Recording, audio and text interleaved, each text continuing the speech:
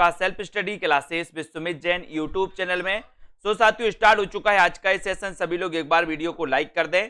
और दोस्तों, अब हमारी 1000 प्रश्नों की टेस्ट सीरीज दोस्तों चालू हो चुकी है।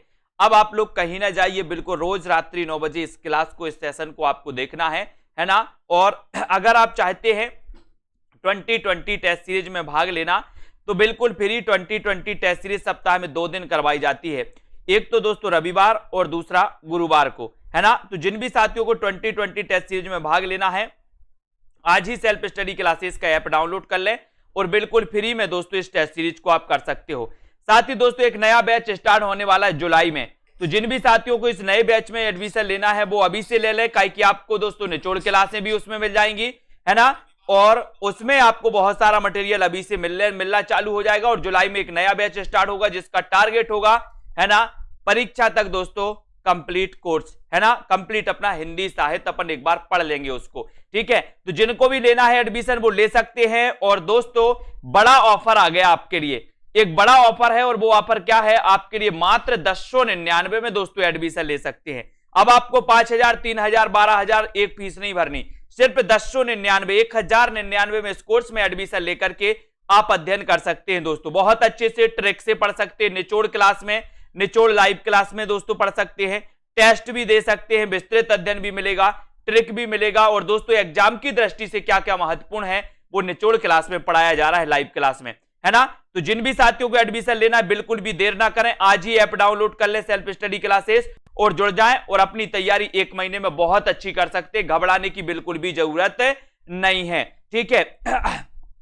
अब दोस्तों अपनी 1000 प्रश्नों की ये सीरीज यहां पर चालू हो रही है। सभी लोग अगर तैयार हैं तो जल्दी से एक बार लाइक कर दें कि सर एक बड़ा दोस्तों आपके लिए बहुत अच्छा 1000 प्रश्नों की टेस्ट सीरीज लेकर के हम आए हैं, अच्छे अच्छे प्रश्न लेकर के आए हैं, है ना। चलिए तो स्टार्ट करते हैं आज का ये सेशन। सभी लोग लाइक जरूर कर देना। और आज का आपका पहला प्रश्न आपकी स्क्रीन पर है। आपको बताना है कोणार्क नाटक की रचना किसने की। जल्दी से 4 विकल्प है। कोणार्क नाटक की रचना किसने की, इसका उत्तर आपको चयन करना है। तो सभी साथी चयन करके अपने उत्तर को बताएंगे। कोणार्क नाटक की रचना किसने की है, बताइए। नांगबोडस ने की है, जगदीश चंद्र माथुर ने, गिरीश कर्नाड, या फिर डॉक्टर लक्ष्मी नारायण लाल ने। कोणार्क नाटक की रचना किसने की है आपको बताना है। तब आपका बिल्कुल सही आंसर क्या हो जाएगा? और राइट आंसर सभी लोगों ने बताया है कि सर जो कोणार्क नाटक है कई बार पूछा गया है, इसके रचनाकार अगर आपने पूछा है तब आपका उत्तर चला जाता है, उत्तर चला जाता है जगदीश चंद्र माथुर। जगदीश चंद्र माथुर, यानी कि आपका सी नंबर 3 नंबर आपका राइट आंसर है। वेरी गुड, सभी लोगों ने बिल्कुल सही आंसर बताया है। हिंदी का प्रथम अभिनीत नाटक कौन सा है? बहुत बढ़िया, इंपॉर्टेंट क्वेश्चन। हिंदी का प्रथम अभिनीत नाटक कौन सा है? करुणालय, अंधेर नगरी, जानकी मंगल, या फिर एक घूंट। ये 4 विकल्प हैं। इन 4 विकल्पों में आपको चयन करना है। जब तक मैं आपको बता दूं कि करुणालय आपको पता है ये प्रथम गीति नाट्य माना जाता है। इसके रचनाकार कौन है? बोले सर इसके रचनाकार तो जयशंकर प्रसाद हैं। कौन है? जयशंकर प्रसाद। जयशंकर प्रसाद का जन्म कब हुआ था? बोले सर 1889 में, ठीक है। अंधेर नगरी ये भी दोस्तों जयशंकर प्रसाद का है, ठीक है। जानकी मंगल इसके रचनाकार आपको बताना है। एक घूंट आपको पता है ये एकांकी है और इसकी एकांकी के रचनाकार कौन है? तब आपका उत्तर हो जाता है फिर से जयशंकर प्रसाद। लेकिन हिंदी का प्रथम अभिनीत नाटक कौन सा है, ये अगर आपसे पूछा जाता है तब आपका उत्तर होता है जानकी मंगल, है ना। जानकी मंगल ये दोस्तों प्रथम अभिनीत नाटक माना जाता है। अब आपको बताना है दोस्तों कि इस जानकी मंगल की रचनाकार कौन है। जल्दी से बताएंगे, सभी लोग बताएंगे। इसमें भारतेंदु जी ने अभिनय किया था। वेरी गुड, सभी को पता है इस नाटक की रचनाकार कौन है, बताइए कमेंट में। और अगला क्वेश्चन आपकी स्क्रीन पर आ गया है। नेपथ्य राग किसका नाटक है? नेपथ्य राग नाटक की रचनाकार कौन है? मीराकांत, मृणाल पांडे, त्रिपुरारी शर्मा, या फिर कुसुम कुमार। नेपथ्य राग किसका है? बहुत बढ़िया आंसर आया है कि सर जानकी मंगल के रचनाकार हैं शीतला प्रसाद त्रिपाठी। बहुत बढ़िया, है ना। जानकी मंगल किसकी रचना है? शीतला प्रसाद त्रिपाठी का नाटक है और हिंदी का प्रथम अभिनीत नाटक माना जाता है, जिसमें भारतेंदु जी ने स्वयं अभिनय किया था और लक्ष्मण की भूमिका निभाई थी, आपको पता होगा। और नेपथ्य राग किसका नाटक है? तो बहुत सारे लोगों ने बताया है कि सर राग की बात करोगे तो राग तो किसने किया है? राग किया, बोले सर मीरा ने। राग किया मीरा ने, तो नेपथ्य राग के रचनाकार कौन हो जाएंगे? मीरा कांत, क्योंकि राग तो मीरा ने किया था, है ना। और मीरा कांत इसका बिल्कुल सही है। अब मीरा का नाम आया है तो मीराबाई के बारे में भी अपन पढ़ लेते हैं कि मीराबाई के गुरु का नाम था रैदास। मीराबाई की एक रचना पूछी जाती है राग गोविंद। आपसे पूछी जाती है राग गोविंद के रचनाकार कौन है? तो आपका उत्तर होता है मीराबाई। लेकिन यहां पर नेपथ्य राग के रचनाकार पूछा गया और यहां पर राग आया, तो राग तो बोले सर मीरा ने किया है, तो उत्तर भी आपका मीरा और मीरा कांत आपका बिल्कुल सही हो जाएगा। ठीक है, बहुत बढ़िया। अगला क्वेश्चन है, अगला क्वेश्चन आपको बताना यहां पर दोस्तों, ये क्वेश्चन है आपका समकालीन कहानी का प्रवर्तक कौन है? समकालीन कहानी का प्रवर्तक कौन है? बताइए, समकालीन कहानी का प्रवर्तक किससे माना जाता है? इतना अच्छा क्वेश्चन है, कई बार मैंने आपको बताया है, सभी लोग आंसर बताएंगे। समकालीन कहानी का प्रवर्तक किससे माना जाता है?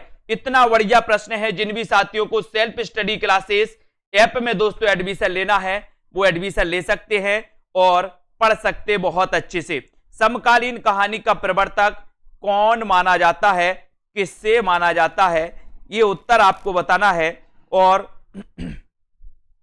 अच्छा क्वेश्चन आया है सभी लोगों का कि सर अगर समकालीन कहानी आप पूछोगे तो आप गंगा प्रसाद बिमल लगाओगे, है ना। समकालीन, समकालीन, है ना, समकालीन गंगा, गंगा वो दोस्तों सम बहती है, बिल्कुल आपने देखा होगा कि जब गंगा उफान में आती है तो बिल्कुल समतल बहती है, सम बहती है गंगा, है ना। तो याद रख लेना, समकालीन कहानी आंदोलन के जो प्रवर्तक हैं, है ना, वो कौन है? गंगा प्रसाद बिमल, यानी कि एक नंबर आपका बिल्कुल सही है। एक नंबर जो आपने बताया बिल्कुल राइट आंसर है। अगला क्वेश्चन है, व्यक्ति को केंद्र मानकर कहानी लिखने वाले जो कथाकार हैं वो कौन है? व्यक्ति को केंद्र मानकर कहानी लिखने वाले कथाकार कौन माने जाते हैं? प्रश्न क्रमांक 5 का उत्तर बताना है। अच्छा क्वेश्चन है, बढ़िया प्रश्न है दोस्तों। व्यक्ति को केंद्र मानकर कहानी लिखने वाले कथाकार का नाम आपको बताना है ना। 4 विकल्प हैं आपके सामने। पहला है जैनेन्द्र कुमार, दूसरा अमृत राय, रांगे राघव या फिर यशपाल। व्यक्ति को केंद्र मानकर कहानी लिखने वाले कथाकार कौन हैं?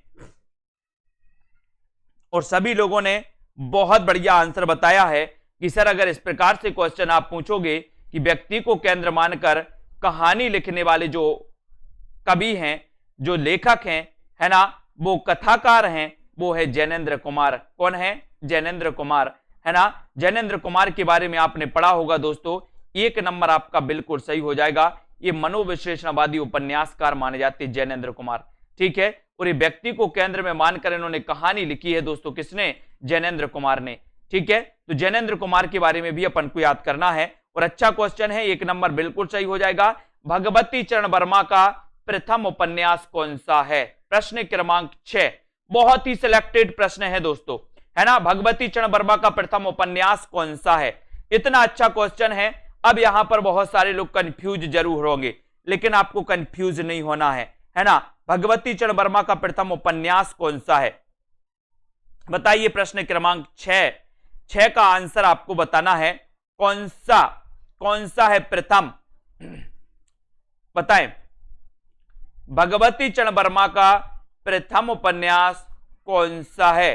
प्रथम उपन्यास कौन सा है? तो कुछ लोग बता रहे हैं भूले बिसरे चित्र, कुछ लोग बता रहे हैं चित्रलेखा, कुछ लोग बता रहे हैं चाणक्य। लेकिन आपको पता होनी चाहिए कि सर भगवती चरण वर्मा का जो प्रथम उपन्यास माना जाता है वो कौन सा माना जाता है? बताइए जल्दी से। वो माना जाता है दोस्तों कौन सा? पतन। कौन सा माना जाता है? पतन। कौन सा माना जाता है? पतन, है ना। पतन याद रखना। पतन में यानी कि आपका जो ए नंबर है वो बिल्कुल सही हो जाएगा, है ना। ए नंबर पतन लगाना है आपको, ठीक है। पतन लगा दिया बहुत सारे लोगों ने, ठीक है। ये नंबर आपका बिल्कुल सही हो जाएगा। भगवती चरण वर्मा का प्रथम उपन्यास पतन। ठीक है, अगला क्वेश्चन आपको बताना है प्रसाद जी का प्रथम उपन्यास कौन सा है। प्रसाद जी का प्रथम उपन्यास कौन सा है? तितली है, इरावती है, कंकाल है, या फिर इनमें से कोई नहीं। प्रसाद जी का प्रथम उपन्यास कौन सा है? प्रसाद जी का प्रथम उपन्यास आपको बताना है तितली, इरावती, कंकाल। जयशंकर प्रसाद को लगभग सभी लोग जानते हैं और जयशंकर प्रसाद के बारे में इतना भी जानते हैं कि सर जयशंकर प्रसाद की अगर बात करें तो इन्होंने 3 उपन्यास लिखे। कितने उपन्यास लिखे? 3 उपन्यास लिखे, है ना। तितली लिखा, इरावती लिखा, कंकाल लिखा। लेकिन अगर इनका पहला प्रथम उपन्यास पूछा गया तब आपको उत्तर लगाना है कंकाल। क्या लगाना है? कंकाल इनका प्रथम उपन्यास माना जाता है। और दोस्तों, है ना, ये अधूरा उपन्यास अगर पूछा जाता कि अधूरा उपन्यास कौन सा है तो अधूरा उपन्यास इनका इरावती माना जाता है। इनका अधूरा उपन्यास इरावती है। प्रथम उपन्यास कौन सा है? कंकाल। बहुत सारे लोगों ने सी लगा दिया, देखो बिल्कुल लाइन लगी सी वालों की, बहुत बढ़िया। प्रसाद जी का प्रथम उपन्यास पूछा गया, आप लोगों ने सी लगा दिया और सी लगा दिया तो बिल्कुल सही हो गया। बोले सर सी तो सही है, मैंने कहा हाँ सी ही सही है, कंकाल आपका बिल्कुल सही है। बी तो आपको पता है कि इरावती अधूरा उपन्यास है ना। ये दोस्तों तितली भी इनका उपन्यास है। तो ये तीनों उपन्यास आपको याद करना है। नेक्स्ट है हिंदी का पहला आलोचक इनमें से कौन है? हिंदी का पहला आलोचक इनमें से कौन है? इनमें से आपको बताना है पहला आलोचक भारतेंदु है, बालकृष्ण भट्ट हैं, आचार्य शुक्ल हैं, या फिर हजारी प्रसाद द्विवेदी है।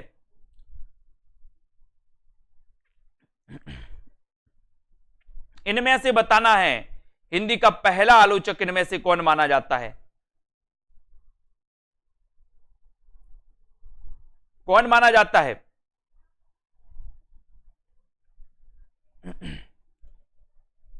प्रश्न क्रमांक 8 और 8 में आपका सही उत्तर होगा दोस्तों क्या? भारतेंदु हरिश्चंद्र। भारतेंदु जी माने जाते हैं। ये नंबर आपका बिल्कुल सही हो जाएगा, ये नंबर। ठीक है, ये जिन्होंने लगाया उनका आंसर बिल्कुल सही है, ये नंबर। ठीक है, भारतेंदु हरिश्चंद्र आपका राइट आंसर है। ठीक है, बहुत बढ़िया। भारतेंदु हिंदी के प्रथम आलोचक निम्न में से आपको बताना था, है ना। छायावाद को प्रगीतों का आंदोलन किसने कहा? प्रगीतों का आंदोलन किसने कहा? प्रगीतों का आंदोलन किसने कहा?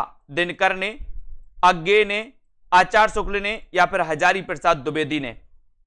छायावाद को प्रगीतों का आंदोलन किसने कहा? छायावाद को प्रगीतों का आंदोलन किसने कहा?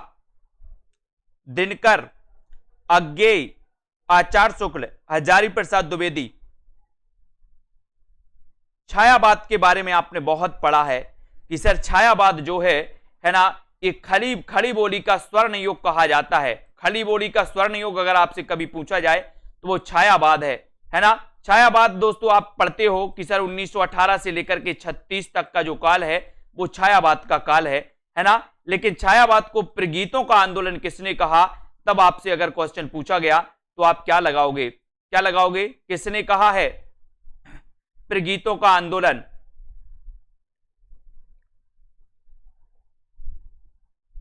शुक्ल फिर से लगा दिया आप लोगों ने, लेकिन उत्तर आपका है छायावाद को चित्र भाषा शैली कहा था रामचंद्र शुक्ल ने, लेकिन प्रगीतों का आंदोलन कहा था दिनकर जी ने। किसने कहा था? दिनकर जी ने। दिनकर यानी कि एक नंबर आपका बिल्कुल सही हो जाता है।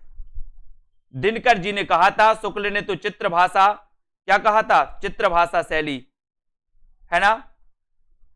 तो यहां पर आपका दिनकर जी बिल्कुल सही होता है। छायावाद को प्रगीतों का आंदोलन किसने कहा? तो दिनकर जी ने। ठीक है, A number right answer. Next question, Hindi का प्रथम रेखा चित्र संग्रह कौन सा है? फिर डाउट्स में आओगे आप। 10 का आंसर, हिंदी का प्रथम रेखा चित्र संग्रह कौन सा है? बताइए।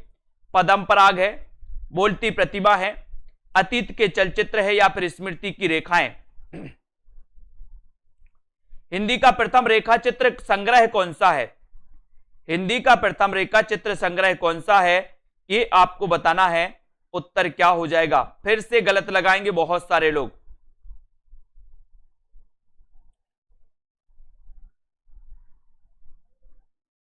देखिए, हिंदी का प्रथम रेखा चित्र आपसे पूछा गया है ना। ओवर कॉन्फिडेंस वाले उड़ जाएंगे यहां पर, जिनको ओवर कॉन्फिडेंस था। लेकिन थोड़ा सा आपको देखना है, यहां पर आपसे रेखा चित्र नहीं पूछा गया, रेखा चित्र संग्रह पूछा गया है ना। तो रेखा चित्र संग्रह, हिंदी का जो प्रथम रेखा चित्र संग्रह माना जाता है वो पदम पराग माना जाता है दोस्तों। कौन सा? पदम पराग। और अगर हिंदी का प्रथम रेखा चित्र पूछा जाता तो रेखा चित्र माना जाता है बोलती प्रतिमा।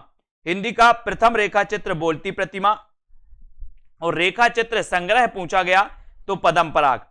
ठीक है, याद रखते ना, ये रेखा चित्र संग्रह था पदम पराग, और बोलती प्रतिमा क्या था? ये रेखा चित्र था। तो हिंदी का प्रथम रेखा चित्र बोलती प्रतिमा, हिंदी का प्रथम रेखा चित्र संग्रह पदम पराग। ठीक है, इसको अपन को पकड़ना है, दोनों प्रश्नों को कंफ्यूज बहुत होते हैं। अगला क्वेश्चन, हिंदी नवरत्न की रचयिता कौन है? हिंदी नवरत्न की रचयिता कौन है? ये क्वेश्चन भी कई बार आया प्रश्न क्रमांक 11 में। बताइए, हिंदी नवरत्न के रचनाकार कौन माने जाते हैं? मिश्रबंधु, भूषण, बृंद कवि या फिर मुबारक? कौन माने जाते हैं हिंदी नवरत्न के रचनाकार? सभी लोग एक बार लाइक जरूर कर दें, अपने इस वीडियो को अपने मित्रों तक शेयर कर दें। और कुछ नए प्रश्नों का समावेश भी है ना। और ये हिंदी नवरत्न की रचयिता आपसे पूछा गया, ये क्वेश्चन पूछा भी गया है पहले, और आपने बताया कि सर हिंदी नवरत्न के रचनाकार तो मिश्रबंधु हैं। बोले मिश्रबंधु कितने भाई थे? 3 भाई थे। इन्होंने कौन सा ग्रंथ लिखा था? मिश्रबंधु विनोद लिखा था। मिश्रबंधु विनोद कितने भागों में प्रकाशित है? बोले सर 4 भागों में प्रकाशित है ना। पहले 3 भाग 1913 में, चौथा भाग 1934 में। फिर मिश्रबंधु विनोद में हिंदी साहित्य के इतिहास को कितने कालखंडों में बांटा गया? तो 5 कालखंडों में बांटा गया। ठीक है, मिश्रबंधु 3 भाई थे। कौन कौन से भाई थे ये आपको बताना है कमेंट में, है ना। और हिंदी नवरत्न के लेखक भी कौन है? मिश्रबंधु। और मिश्रबंधु विनोद भी इनका एक ग्रंथ है, जिसको भी आपको याद रख लेना है। ठीक है, अब यहां पर आते हैं दोस्तों। ठीक है, यहां पर आ जाओ। भाव विलास किसकी रचना है? भाव विलास किसकी रचना है? भाव विलास किसकी रचना है बताना है आपको। घनानंद की, देव की, बृंद कवि की या फिर मुबारक की? भाव विलास किसकी रचना है? अच्छा क्वेश्चन है दोस्तों। भाव विलास के रचनाकार कौन है? मैंने कई बार आपको याद भी करवाया है। भाव, क्या करो? भाव, आप जाते हो किसके पास जाते हो दोस्तों? किसके पास जाते हो? टमाटर के पास जाते हो। टमाटर वाले की अपन बोलते टमाटर के भाव देव, देव। तो भाव विलास, भाव देव, तो देव से देव कवि, है ना। देव कवि सही है, वेरी गुड। बी नंबर बिल्कुल पकड़ लिया सभी लोगों ने, बहुत बढ़िया। अगला क्वेश्चन देख लेते हैं। रस का साक्षात अवतार किसे कहा जाता है? रस का साक्षात अवतार किसे कहा जाता है? प्रश्न क्रमांक 13 में रस का साक्षात अवतार किससे कहा जाता है? ऐसे कितने साथी हैं जिन्होंने अभी तक वीडियो को लाइक नहीं किया है? ऐसे कितने साथी हैं दोस्तों जिन्होंने वीडियो को शेयर नहीं किया अपने मित्रों तक? शेयर जरूर कर दें एक बार। और रस का साक्षात अवतार आपको बताना है, तब आपका बिल्कुल सही आंसर चला जाता है कि सर घन बोधा को कहा जाता है क्या, कि घनानंद को? बताएंगे सभी लोग, है ना। और बहुत सारे लोगों ने बताया है कि सर रस के साक्षात अवतार तो घनानंद हैं, है ना, घनानंद हैं। इनकी एक रचना तो याद रखना, इश्क नामा, है ना। बोले सर वो तो पता है, इश्क नामा, है ना। और इश्क नामा बोधा की, इश्क नामा बोधा की, और घनानंद की इश्क लता, है ना। इश्क लता किसकी? घनानंद की। घनानंद की इश्क लता और इश्क नामा बोधा की, ये 2 रचनाएं तो आपको याद करनी ही है ना। अगला क्वेश्चन है, मैथिली शरण गुप्त की प्रथम रचना कौन सी है? अच्छा क्वेश्चन है। मैथिली शरण गुप्त जो कि राष्ट्र कवि की उपाधि दी गई थी, ये भी आपको याद रख लेना है। ठीक है, और 5 भाग नहीं, 5 कालखंडों में, 5 कालखंड बताए होंगे, 5 खंडों में 5 खंडों में विभाजित किया गया, 4 भागों में प्रकाशित है। मैथिली शरण गुप्त की प्रथम रचना कौन सी है ये आपको बताना है। मैथिली चरण गुप्त की प्रथम रचना कौन सी है? और उत्तर आपका कौन सा है? भारत भारती, रंग में भंग, साकेत या फिर यशोधरा? और राइट आंसर चला जाता है कि सर मैथिली शरण गुप्त की निम्न में से हमें रचना बतानी थी, प्रथम रचना कौन सी है? तब आपका उत्तर हो जाएगा रंग में भंग। रंग में भंग ये इनकी मानी जाती है। मैथिली शरण गुप्त का जन्म 1886 में हुआ था दोस्तों, 1886 में। इनके बाद 1889 में जयशंकर प्रसाद आए थे, है ना। इनका चिरगांव जिला झांसी में हुआ था दोस्तों, मैथिली शरण गुप्त का, है ना। इनकी भारत भारती 1912 की रचना है दोस्तों, और 1912 की इस रचना के कारण, इस प्रसिद्धि के कारण इन्हें राष्ट्रीय कवि की दोस्तों उपाधि दी। किसने दी थी? महात्मा गांधी ने दी थी, है ना। और ये आपका बी नंबर बिल्कुल सही हो जाएगा, 2 नंबर आपका बिल्कुल सही हो जाएगा। नेक्स्ट प्रश्न है, यामा के लिए महादेवी को सन 1982 में किस पुरस्कार से सम्मानित किया गया? अच्छा क्वेश्चन है, सभी से बनेगा, सरल क्वेश्चन है, मलाई क्वेश्चन है, बनेगा सभी से। यामा के लिए महादेवी जी को सन 1982 में किस पुरस्कार से सम्मानित किया गया? साहित्य अकादमी से, ज्ञानपीठ पुरस्कार, सरस्वती पुरस्कार, या फिर दोस्तों व्यास सम्मान? कौन से पुरस्कार से सम्मानित किया गया यामा के लिए महादेवी जी को? यामा के लिए महादेवी वर्मा को कौन सा पुरस्कार मिला? सभी लोग बताएंगे। 1982 में मिला। एकमात्र ऐसी कवित्री हैं दोस्तों जिनके लिए किसी रचना के लिए ज्ञानपीठ पुरस्कार मिला हिंदी में, है ना। तो वो कवित्री कौन है? महादेवी वर्मा है ना। एकमात्र ऐसी कवित्री हैं। और दोस्तों महादेवी वर्मा को सन 1982 में यामा के लिए इन्हें ज्ञानपीठ पुरस्कार मिला था, जो कि सभी को पता है ना। ज्ञानपीठ पुरस्कार 4 रचनाओं के लिए मिला था दोस्तों। 1968 में सबसे पहले चिदंबरा के लिए, है ना, पंत को, और 1972 में दोस्तों उर्वशी के लिए दिनकर को, 1978 में दोस्तों, है ना, कितनी नाव में कितनी बार के लिए अज्ञे को, और 1982 में मिला था किसको? 1982 में यामा के लिए महादेवी वर्मा को, जो कि सभी को याद होना चाहिए। नेक्स्ट क्वेश्चन है, आचार्य रामचंद्र शुक्ल ने हिंदी की प्रथम मौलिक कहानी माना है, किसे माना है? प्रश्न क्रमांक 16। एक अच्छा क्वेश्चन, बढ़िया क्वेश्चन है, सभी लोग लाइक जरूर करते रहिए, है ना। अपने मित्रों तक एक बार शेयर कर दें, और ऐसे क्वेश्चनों को दोस्तों अपन को बार बार पढ़ना है। आचार्य रामचंद्र शुक्ल ने हिंदी की प्रथम मौलिक कहानी किससे माना है? मौलिक कहानी किससे माना है? दुलाई बाली के लिए, 11 वर्ष के समय, इंदुमती, या फिर एक टोकरी भर मिट्टी के लिए? ये 4 विकल्प हैं, है ना। दुलाई बाली दोस्तों बंग महिला की है, 11 वर्ष का समय रामचंद्र शुक्ल की है, इंदुमती किशोरीलाल की है, और एक टोकरी भर मिट्टी माधवराव सप्रे की है। ये अलग अलग कहानियां हैं सभी की, लेकिन रामचंद्र शुक्ल ने हिंदी की प्रथम मौलिक कहानी किसे माना है? तब आपने बिल्कुल सही आंसर लगाया, बोले सर इंदुमती को। इंदुमती को, यानी कि 3 नंबर आपका बिल्कुल सही है, सी नंबर आपका बिल्कुल सही है, इंदुमती। ठीक है, वेरी गुड, बहुत बढ़िया। नेक्स्ट क्वेश्चन, मनोविश्लेषणवादी कहानीकार हैं तो कौन है? ये 4 विकल्प हैं। मनोविश्लेषणवादी कहानीकार कौन माने जाते हैं? ईलाचंद जोशी, चतुर्सेन शास्त्री, बेचन शर्मा उग्र, उपेंद्र नाथ अस्क, है ना। यहां से क्वेश्चन बनता ही है दोस्तों, मनोविश्लेषणवादी कहानीकार, उपन्यासकार, तो बताना है आपको, फटाफट से बताना है। जब तक मैं आपको बता देता हूं दोस्तों कि मनोविश्लेषणवाद में आपको जैनेन्द्र कुमार का नाम आएगा, यहां से क्वेश्चन आता ही है, ठीक है। डॉक्टर देवराज का नाम आएगा मनोविश्लेषणवादी में, ठीक है। उसके बाद दोस्तों अज्ञे का नाम भी आएगा मनोविश्लेषणवादी में। उसके बाद मनोविश्लेषणवादी में दोस्तों ईलाचंद्र जोशी का नाम आएगा, जो कि आपने बिल्कुल सही बता दिया।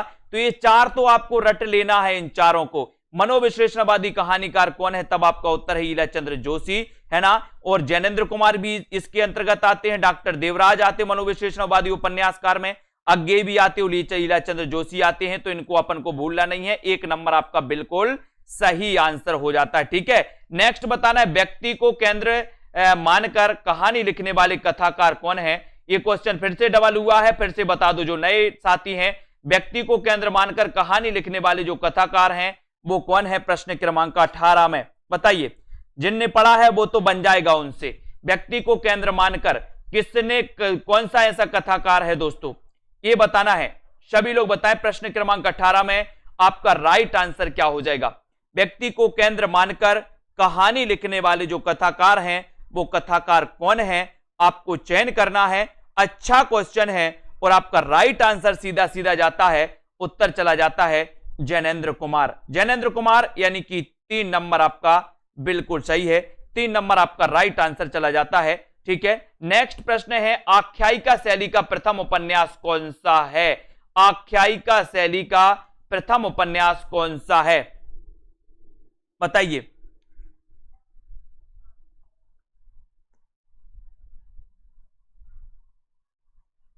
आख्यायिका शैली का प्रथम उपन्यास कौन सा माना जाता है? 4 विकल्प हैं, अच्छा क्वेश्चन है आपके लिए। आख्यायिका शैली का प्रथम उपन्यास कौन सा है? और बताइए, आख्यायिका शैली का प्रथम उपन्यास कौन सा है ना? तो बहुत सारे लोग डाउट्स में आए, लेकिन बहुत बढ़िया, अधिकांश लोगों ने उत्तर सही बताया है कि सर आख्यायिका शैली का जो प्रथम उपन्यास है वो प्रथम उपन्यास है श्यामा स्वप्न। कौन सा है? श्यामा स्वप्न। अब आपको एक क्वेश्चन दिया जाता है कि श्यामा स्वप्न के रचनाकार कौन है? श्यामा स्वप्न के रचनाकार कौन है?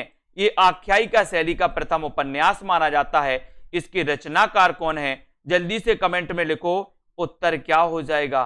देखते हैं किस किस से बनता है। वैसे बहुत सही आंसर बताया सभी लोगों ने, वेरी गुड, बहुत बढ़िया। हिंदी का प्रथम आंचलिक उपन्यास आपको बताना है, प्रश्न क्रमांक 20 हिंदी का।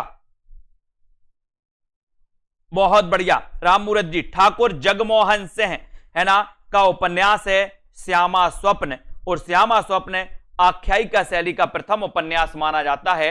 हिंदी का प्रथम आंचलिक उपन्यास आपको बताना है। हिंदी का प्रथम आंचलिक उपन्यास कौन सा है? सेल्फ स्टडी क्लासेस ऐप अभी तक आपने डाउनलोड नहीं किया तो डाउनलोड कर लें। और दोस्तों, निचोड़ क्लासें चल रही हैं कि हिंदी साहित्य के आदिकाल में क्या महत्वपूर्ण है, भक्ति काल में क्या महत्वपूर्ण है, रीति काल में क्या महत्वपूर्ण है, आधुनिक काल में क्या महत्वपूर्ण है, ये सारी चीजें क्लासें चल रही हैं। महत्वपूर्ण चीजें आपको पढ़ाई जा रही हैं, तो उस क्लास में आप एडमिशन ले सकते हैं और अपना अध्ययन बहुत अच्छे से बना सकते हैं। मात्र 1099 में दोस्तों इस कोर्स में एडमिशन ले सकते हैं। ऑफर है आपके लिए, और ये ऑफर भी सीमित समय के लिए है।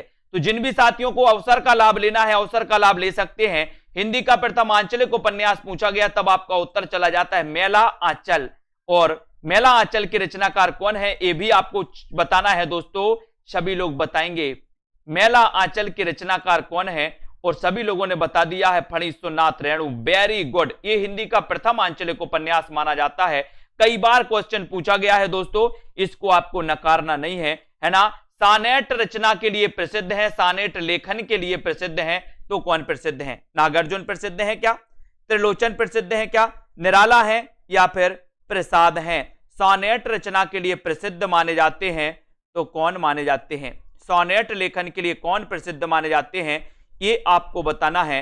नागार्जुन, त्रिलोचन, निराला या फिर प्रसाद? राइट आंसर आपको चयन करना है, बताइए। और बहुत बढ़िया आंसर आया है कि सर सोनेट लेखन के लिए जो माने जाते हैं, क्वेश्चन तो आता ही है, हमेशा पूछा जाता है दोस्तों, है ना। और उत्तर आपने बता दिया है कि सर सोनेट रचना के लिए जो प्रसिद्ध हैं वो प्रसिद्ध है कौन? त्रिलोचन। एक क्वेश्चन और त्रिलोचन से बनता है। त्रिलोचन का वास्तविक नाम क्या है? त्रिलोचन का वास्तविक नाम क्या है आपसे पूछा जाएगा, जल्दी से कमेंट में लिखो। सोनेट रचना के लिए जाने जाते त्रिलोचन, लेकिन त्रिलोचन का वास्तविक नाम क्या है, कमेंट में आपको बताना है। और नेक्स्ट क्वेश्चन है, कवियों का कवि किसे कहा जाता है? अच्छा क्वेश्चन है ना। बिल्कुल सही आंसर है कि सर वासुदेव सिंह, वासुदेव सिंह त्रिलोचन का वास्तविक नाम है। सोनेट लेखन के लिए जाने जाते हैं त्रिलोचन, है ना।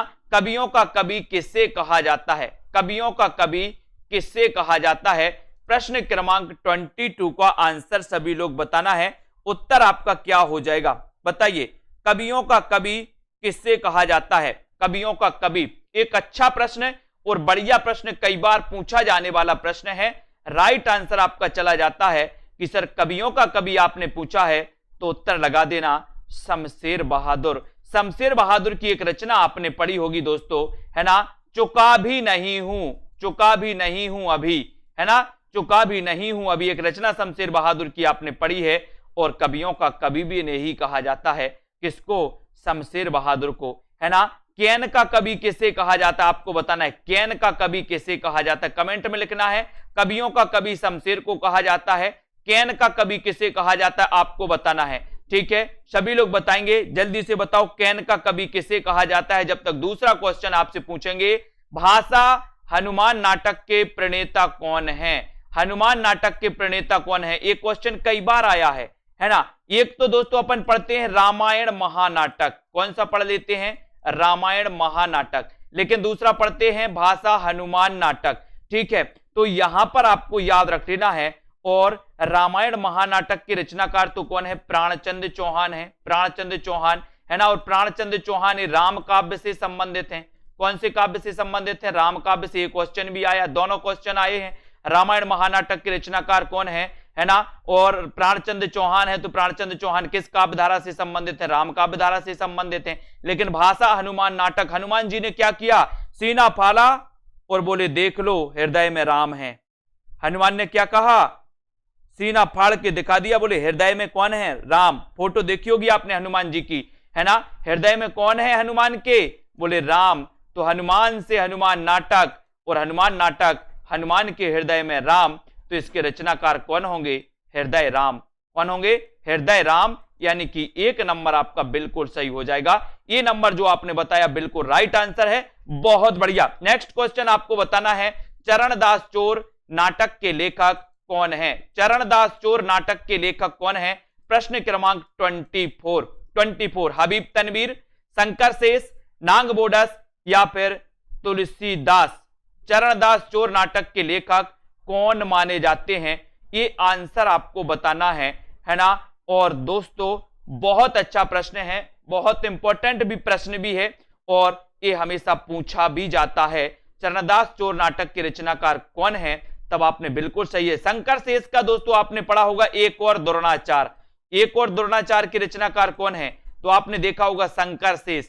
लेकिन चरणदास चोर अगर आपसे पूछा गया तो हबीब तनवीर, हबीब तनवीर। यानी कि एक नंबर आपका जो बताया है आपने वो बिल्कुल सही है। वेरी गुड, बहुत बढ़िया आंसर। नेक्स्ट क्वेश्चन, प्रेमचंद की पहली कहानी किस पत्रिका में प्रकाशित हुई थी?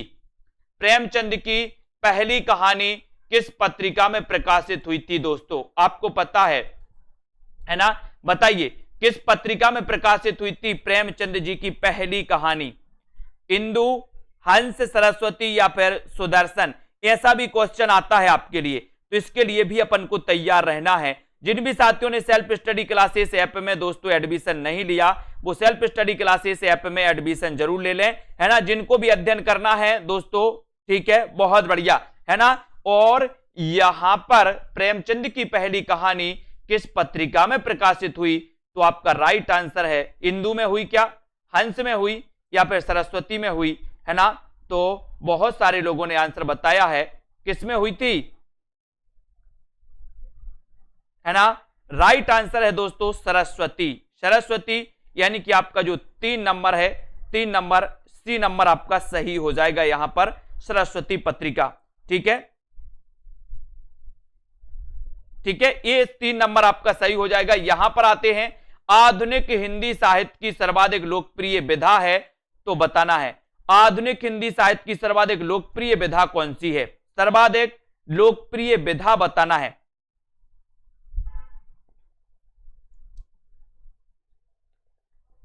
यहां पर आधुनिक हिंदी साहित्य की सर्वाधिक लोकप्रिय विधा आपको बताना है। जल्दी से बताएं कौन सा आंसर है, फटाफट से बताना है। और आधुनिक हिंदी साहित्य, उसके बाद अपन देखते हैं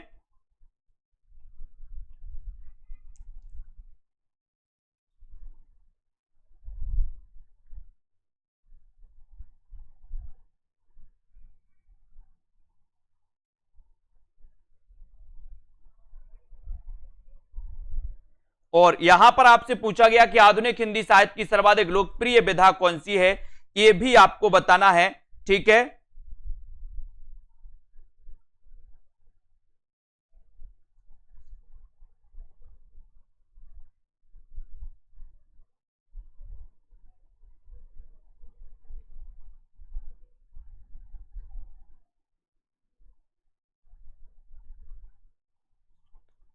है ना।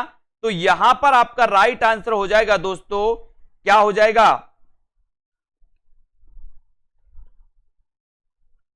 और ये जो आपका राइट आंसर है दोस्तों कहानी, ये आपका 1 नंबर हो जाएगा। 1 नंबर आपका बिल्कुल सही हो जाएगा।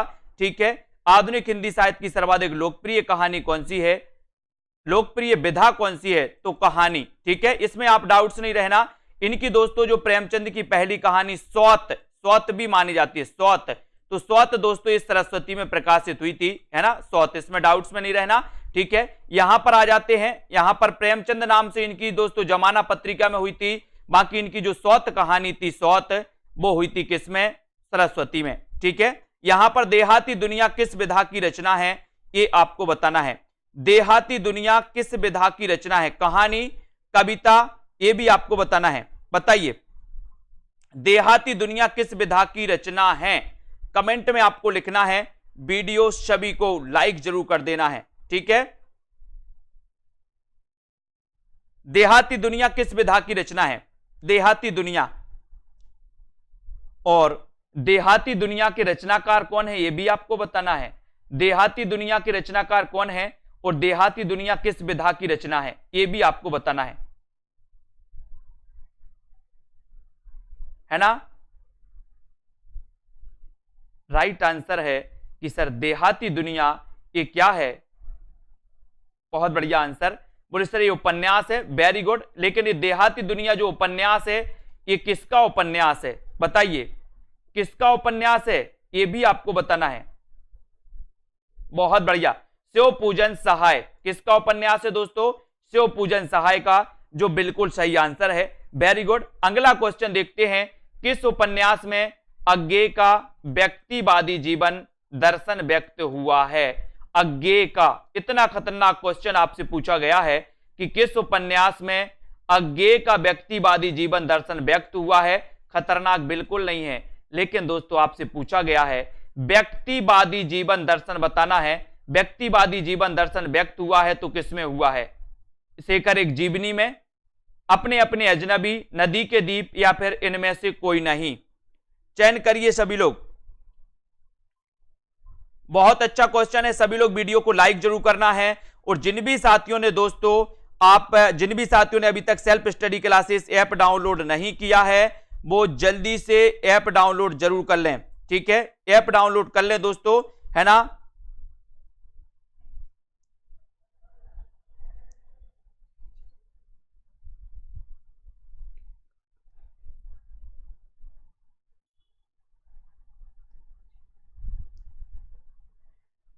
और यहां पर बहुत सारे लोग उत्तर बता रहे हैं कि किस उपन्यास में अज्ञेय का व्यक्तिवादी जीवन दर्शन व्यक्त हुआ है, वो आपको बताना है।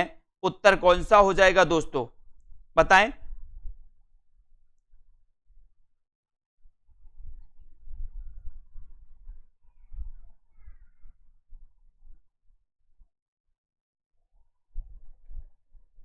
और बहुत बढ़िया आंसर, सभी लोग बताएं, शेखर एक जीवनी सही है या फिर नदी के दीप सही है। इतना बढ़िया क्वेश्चन है ना।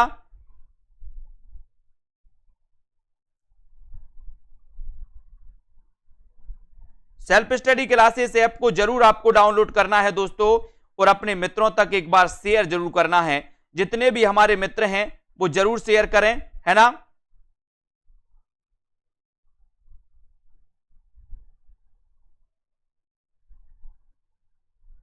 और राइट आंसर चला जाएगा दोस्तों आपका नदी के दीप, है ना। यानी कि आपका जो 3 नंबर है, व्यक्तिवादी जीवन दर्शन आपसे पूछा गया, तो उत्तर आपका सी नंबर चला जाएगा। सी आपका बिल्कुल सही हो जाएगा, ठीक है। चलिए और बढ़ते हैं अगले क्वेश्चन की ओर, देखते हैं, ठीक है। अगला क्वेश्चन आपको बताना है कि हरिवंश राय बच्चन की आत्मकथा कितने भागों में प्रकाशित है। हरिवंश राय बच्चन की आत्मकथा कितने भागों में प्रकाशित है, बताएं। हरिवंश राय बच्चन को सभी लोग जानते हैं।